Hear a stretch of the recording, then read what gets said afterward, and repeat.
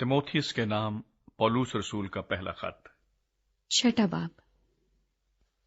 जितने नौकर जुए के नीचे हैं, अपने मालिकों को कमाल इज्जत के लायक जाने, ताकि खुदा का नाम और तालीम बदनाम न हो।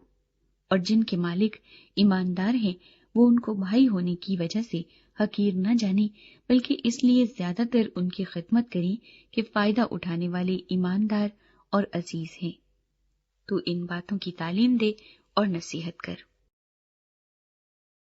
झूठी तालीम और सच्ची दौलत।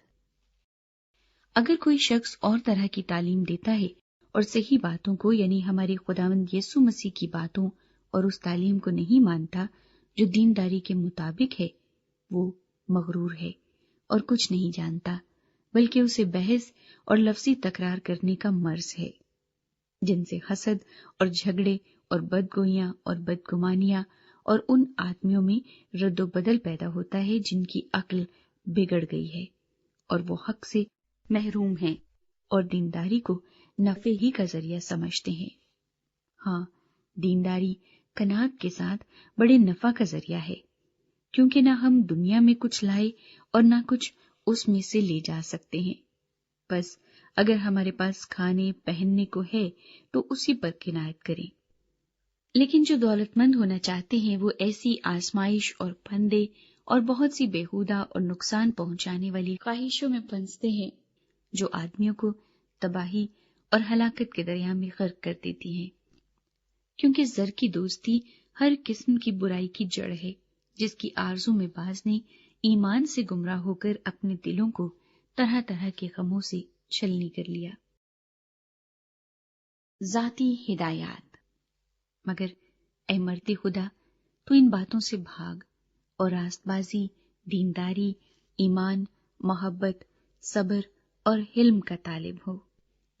ईमान की अच्छी कुश्ती लड़, उस हमेशा की जिंदगी पर कब्जा कर ले जिसके लिए तू बुलाया गया था और बहुत से गवाहों के सामने अच्छा इकरार किया था।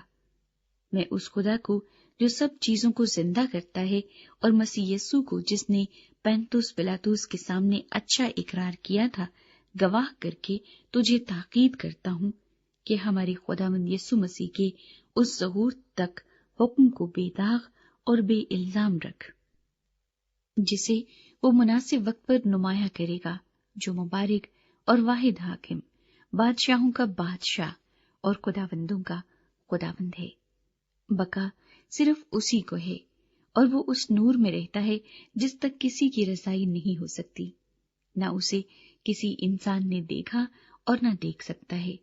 उसकी इज्जत और सल्तनत अबद तक रहे, आमीन।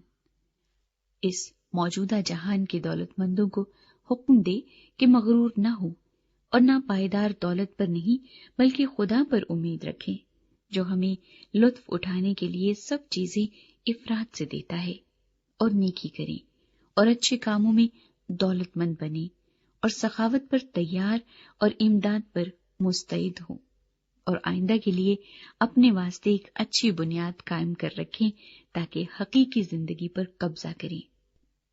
ऐ तिमोथियस, इस अमानत को हिफाजत से रख और जिस इल्म को इल्म कहना ही गलत है, उसकी बेहुदा बकवास और मुखालफत पर तवज्जो न कर। बाज उसका इकरार करके ईमान से बरगश्ता हो गए हैं। तुम पर फजल होता रहे।